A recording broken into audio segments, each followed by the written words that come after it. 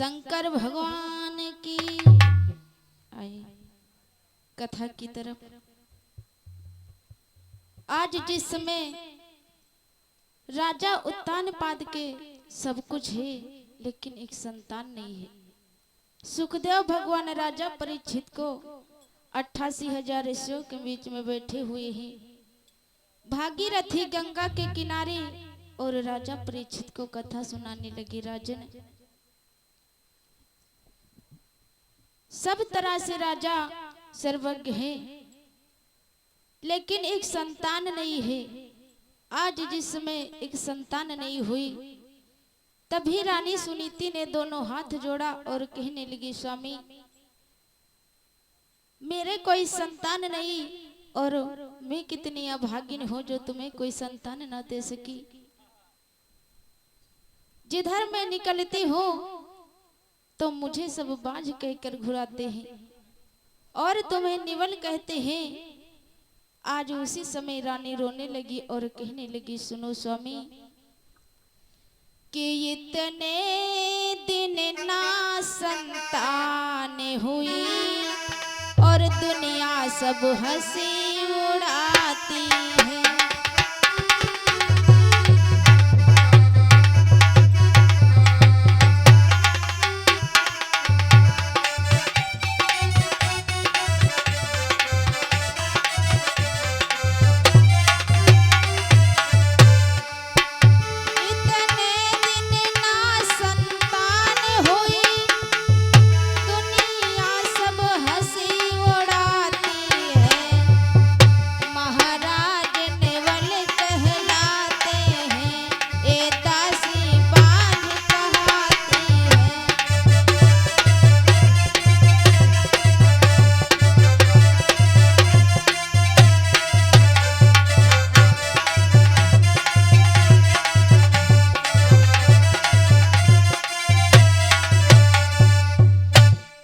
जिसमें रानी सुनीति ने हाथ जोड़ा और कहने लगी, स्वामी मैं अगर कहीं को जाती हूँ तो सभी लोग मुझे बांझ कहते हैं, सभी नारियां मुझे बांझ कहकर घुराते हैं और तुम्हें निवल कहते हैं। आज जिस समय रानी सुनीति ने राजा से कहा, आज राजा कहने लगे, उत्तानपाद राजा बोले कि ये तो सब खेल नटवर का है। अरे बिना नटवर के कुछ नहीं होता, भगवान के बिना मर्जी से एक पत्ता भी नहीं हिलता। क्योंकि कालीदेव की बात है,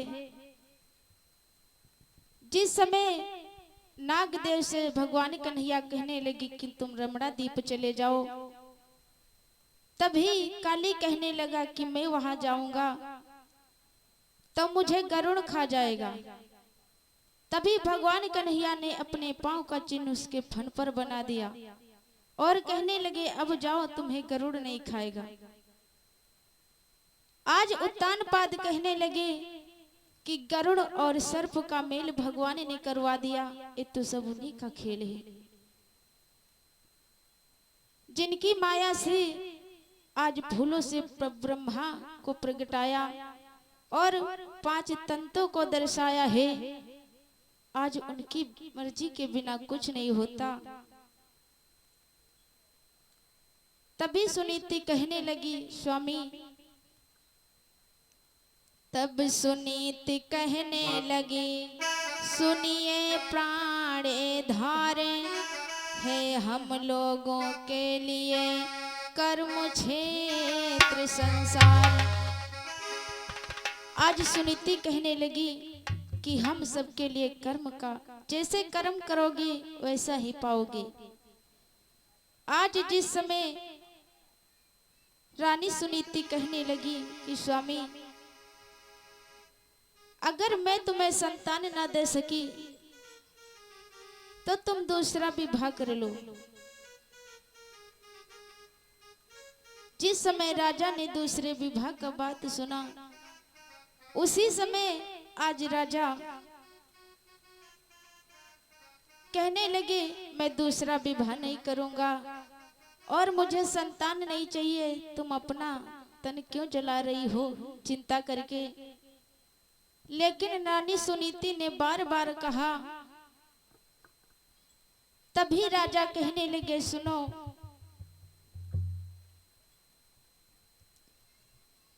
रानी सुनीति ने कहा, ये राजपाट और जो धन धाम है, ये एक पुत्र रतन के बिना सब अधूरा है।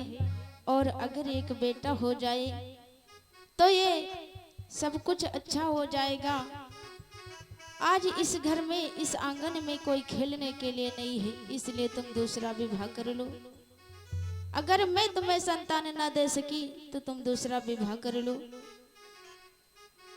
जिस समय राजा ने दूसरा विवाह सुना,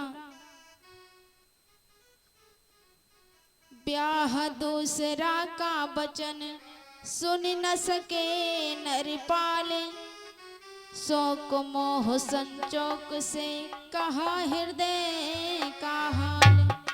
आज राजा कहने लगे कि अगर मैं शादी कर लूं, कि प्यारी प्यारी शादी करके और जीवन भर शादी ना होगी।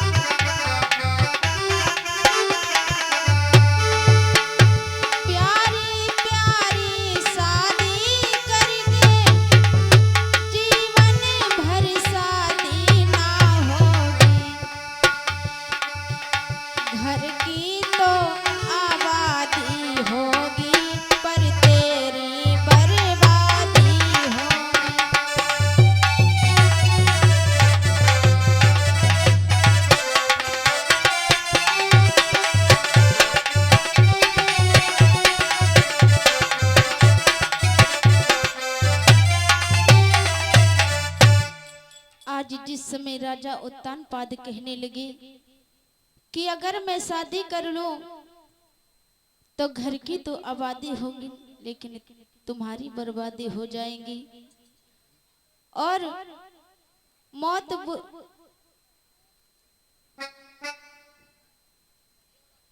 है, मौत बुरी लेकिन अच्छी है, जो एक बार आती है, लेकिन मौत से 100 बार बुरी होती है, जो हर दिन हर रात छाती को जलाती है। आज राजा कहने लगे कि जिस घर में 2-2 नारी हैं, उस घर में 2-2 नाली भी बहती हैं, इसलिए मैं शादी नहीं करूंगा। राजा उत्तानपाद ने इनकार कर दिया, लेकिन रानी सुनीति कहने लगी कि तुम शादी कर लो। जिस समय बार बार रानी सुनीति ने कहा, तभी आज राजा रानी की इस बात पर हुए निपत मंजूर। सृज सुनीति से तब हुआ वहां ब्याह मंजूर। जिस समय आज उत्तानपाद राजा सुरुचि के साथ में विवाह कर लिया, और जिस समय विवाह करके डोला को लेकर द्वारे पर आई, और जब द्वारे पे डोला रुका तभी सभी सखियां भाग कर आई और रानी सुरुचि से कहने लगी, बहन चलो घर, तुम्हारी बड़ी बहन इंतजार करती है। जिस समय रानी सुरुचि ने बड़ी बहन का नाम सुना, तभी दासियों को डांट दिया और कहने लगी, कौन मेरी बड़ी बहन? कहने लगी कि तुम्हारी सौत जो बड़ी है। आज जिस समय रानी सुरुचि ने सौत का नाम सुना, आज डोला का रखवा दिया और डोले से नीचे उतर पड़ी और दासी को आज्ञा दिया कि जाकर मेरे महाराज को बुला लाओ। आज जिस समय राजा उत्तानपाद आए तो कहने लगी कि जब एक तुम्हारे रानी थी तो मुझे व्यर्थ ले आए हो।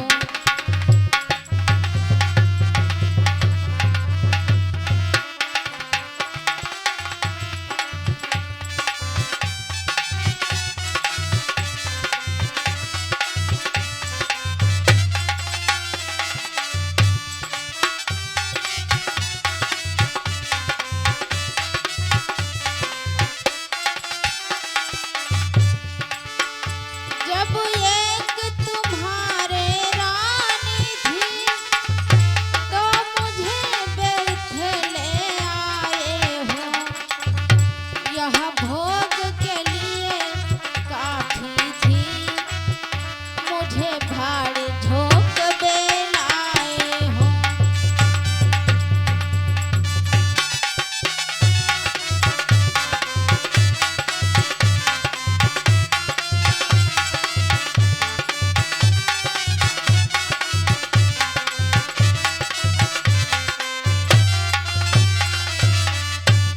आज जिस समय रानी सुरुचि तानपास से कहने लगी, महाराज जब एक तुम्हारे रानी थी तो मुझे क्यों लेकर आई, और एक भोग के लिए काफी थी, मुझे भाड़ झोंकने के लिए लाए हो।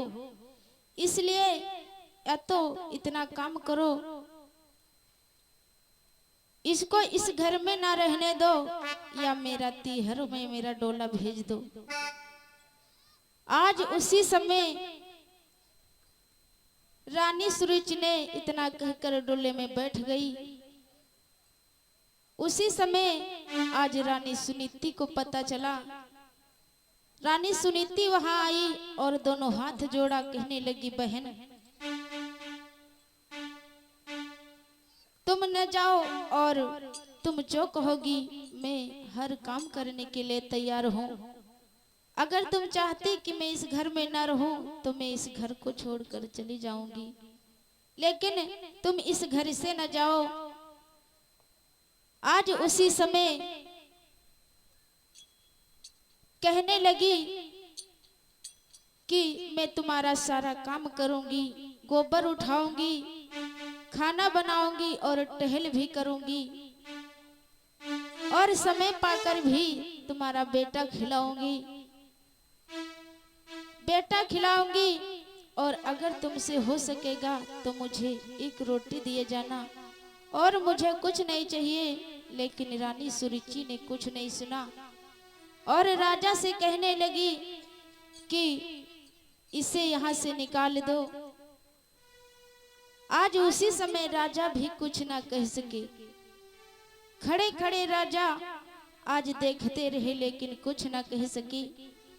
उसी समय आज राजा ने रानी सुनीति से कहने लगी कि मैंने तुमसे बार बार समझाया कि दूसरा विवाह नहीं करूंगा, लेकिन तुमने नहीं मानी।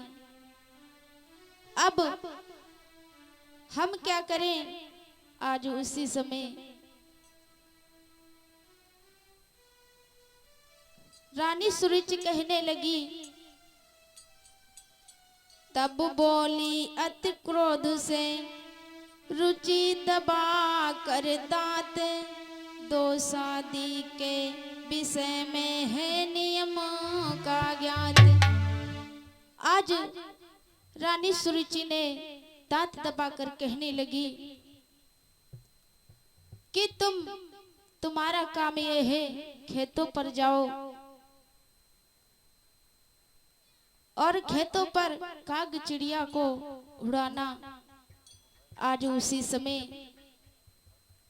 राजा ने एक झोपड़ी वहां पर बनवा दिया खेतों में, और रानी सुनीति वहां पर रहने लगी। एक दिन की बात है, आज जिस समय राजा शिकार खेलने के लिए जा रहे थे, एक लात लौटे हुए। जिस समय राजा शिकार खेलने गए लेकिन वहां पर रात हो गई। खेलते खेलते शिकार दूर जंगल तक चले गए और वापस होने तक शाम हो गई।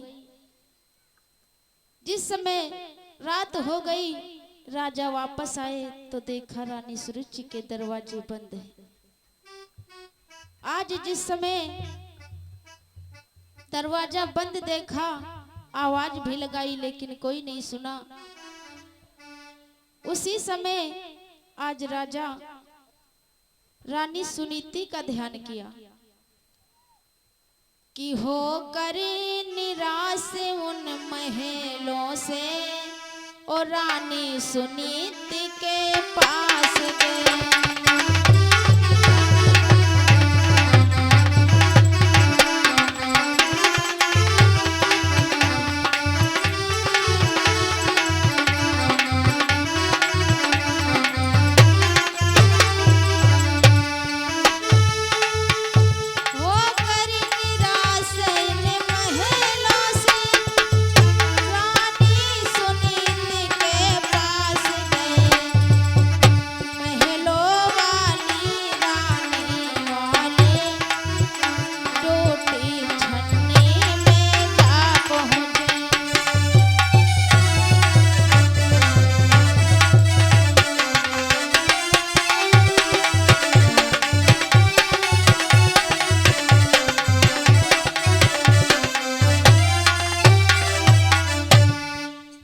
जिस समय राजा निराश हो गए और उन महलों से जहां पर रानी सुनीति टूटी छन्नी में रहती थी उसी में जा पहुंचे।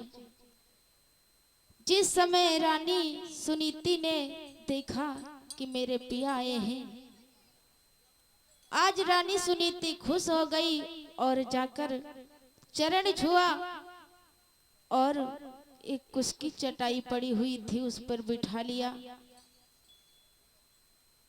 जौ की रोटी धरी थी और नमक, सादा नमक और जौ की रोटी उत्तानपाद को दिया। महाराज खा लिए और रात भर उसी सुनीति के पास कुटी में रहे। यहाँ थी राग सुहाग की, यहाँ थे राग संपन्न, इसी गर्भ के ध्रुव चरित्र हुए वहाँ उत्पन्न। जिस समय आज राजा उत्तानपाद के चरण धोकर और रानी सुनीति ने उसे चरणामत लिया, उसी से रानी सुनीति के गर्भ हो गया। आज जिस समय भक्त ध्रुव का जन्म हुआ और वहां रानी सुनीति के उत्तम कुमार पैदा हुआ। आइए एक सोहर।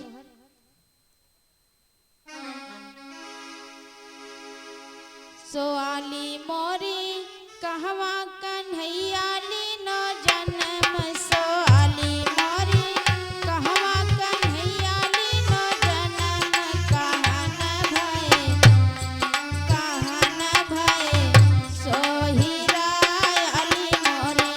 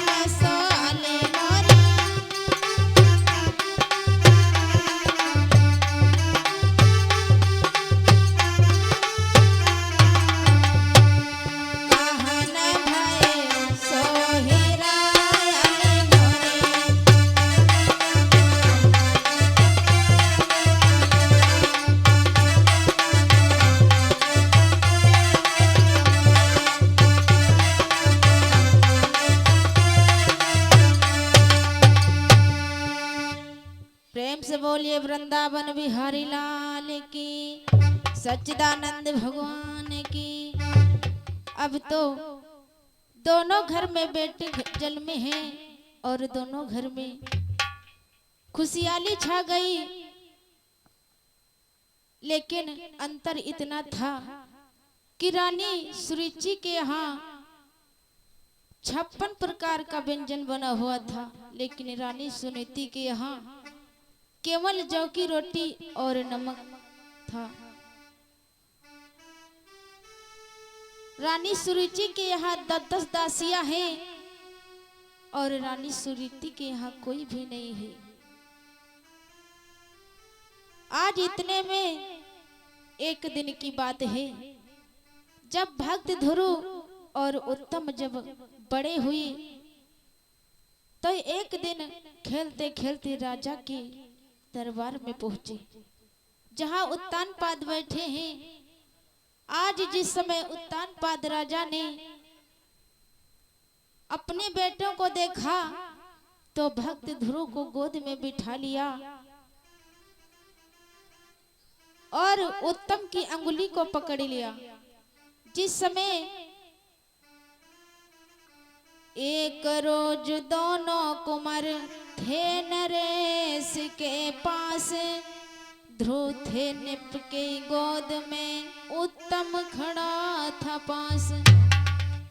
उसी समय रानी सुरुचि आई और ध्रुव को पकड़कर नीचे पटक दिया और कुछ ऐसे वचन कहे जिससे आज ध्रुव रोने लगा।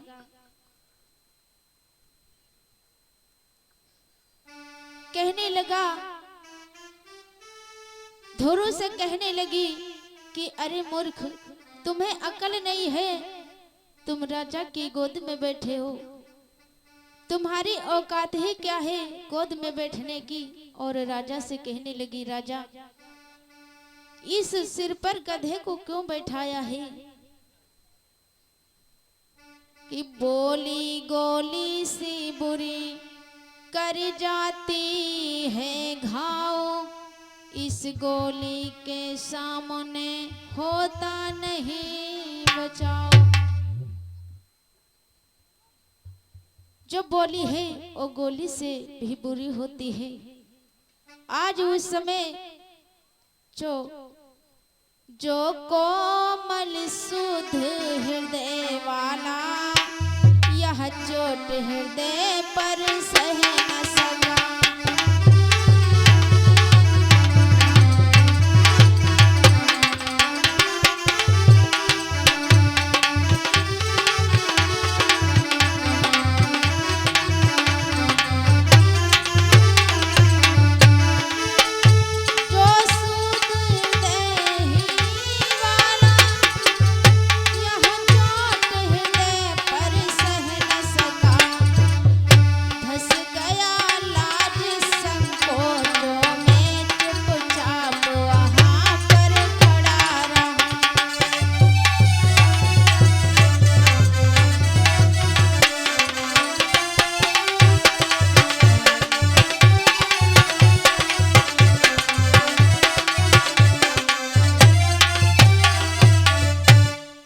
जिस समय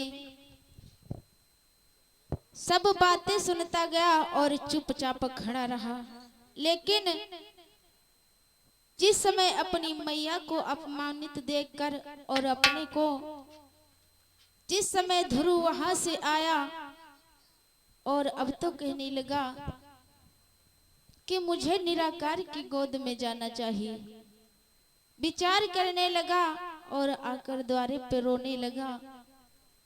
ध्रुव ने आते ही तुरंत दी दुख भरी आवाज, अकुलाहट से उस तरफ उठी एक झनकार। आज जिस समय ध्रुव रोने लगा उसी समय सुनीति मैया ने सुना और कहने लगी, बेटा कि वो दुखिया रे के लाल किसने बेदर्दी पटका है, ओ मांझने पूछने के सपूत किसने तुझको ही पटना है।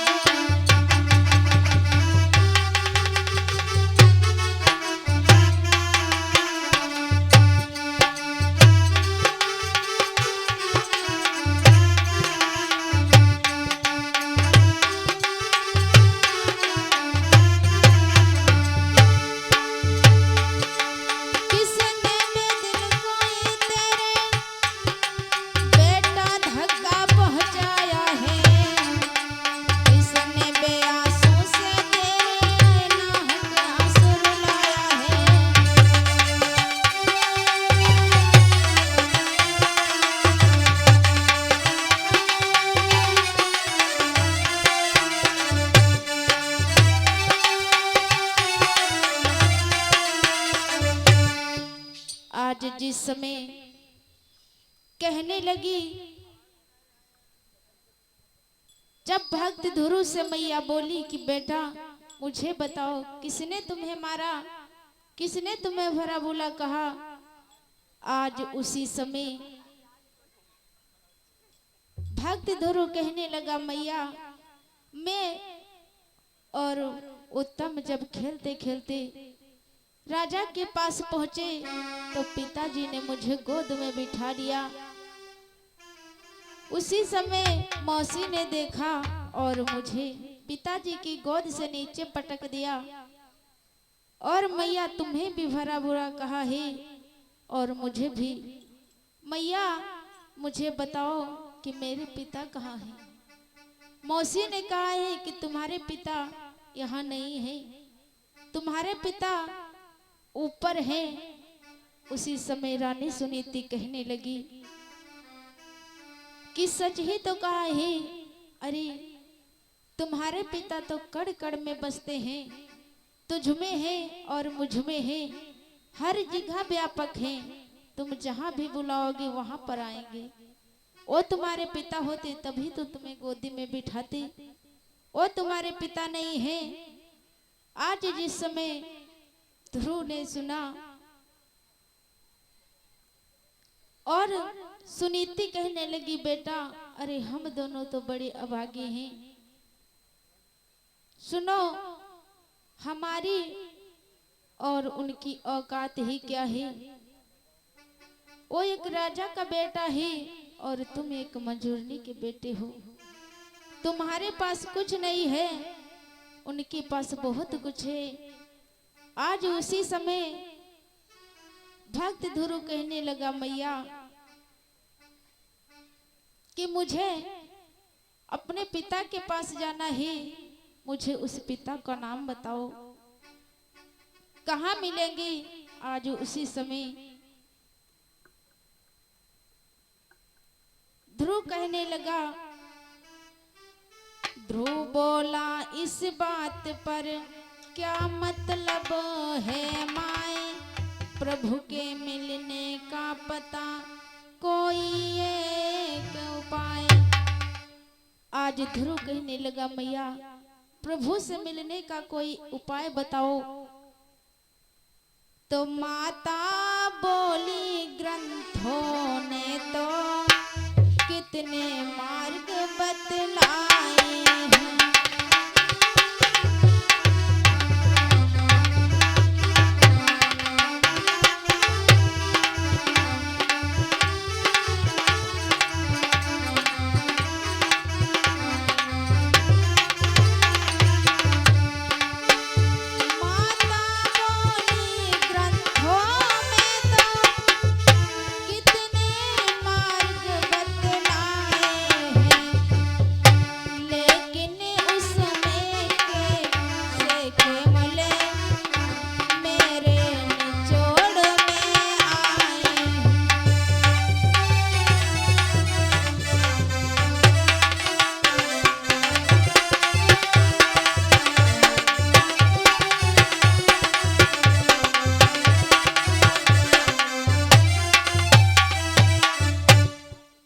जिसमें कहने लगा मैया से, उसी समय रानी सुनीति कहने लगी बेटा ग्रंथों में तो कितने मार्ग बताए हैं, लेकिन मेरे समझ में तो 2 मार्ग आए हैं। पहला भगवान से लगन लगाओ और किसी एकांत में बैठकर जंगल में प्रभु का ध्यान करो। आज जिस समय पूछा ध्रुव ने किस जगह करो ईश्वर का ध्यान, माता बोली जिस जगह एक मंत्र हो सान। तभी मैया कहने लगी जहां पर सुनसान जगह हो, कोई न हो, वहां पर तुम भजन करो जाकर। आज उसी समय मैया कहने लगी अगर घर में रहोगे तो घर में रहने से नई नई घटनाएं आएंगी और तुम्हारा भक्ति में मन नहीं लगेगा, इसलिए तुम जंगल में जाओ बेटा। कि भक्त कहता है मुझे राम भजन प्यारा है,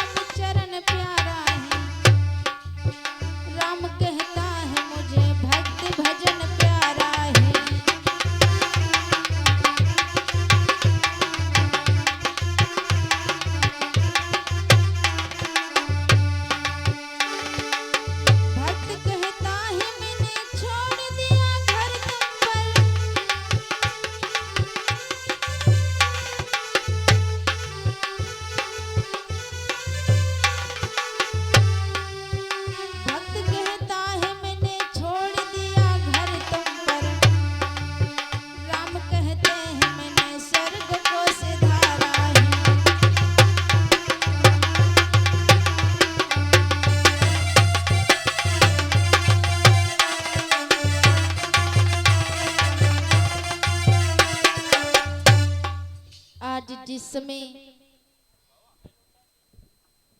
भक्त ध्रुव अपनी मैया के चरण छूकर चला, उसी समय आज मैया अपने होश न संभाल पाई और रोने लगी, कहने लगी बेटा माता बोली लाडले तुम करने तप जाओ, लेकिन जाते समय दृष्णा मुझे दिखाओ।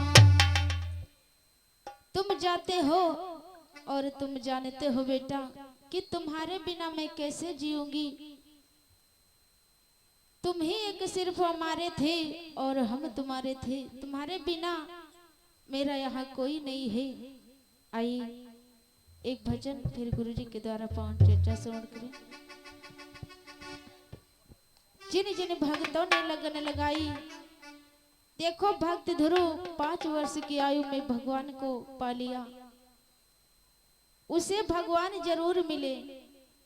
भक्त ध्रुव कहता है कि चाहे जिया जाए, चाहे जिया जाए, लगी ना छूटी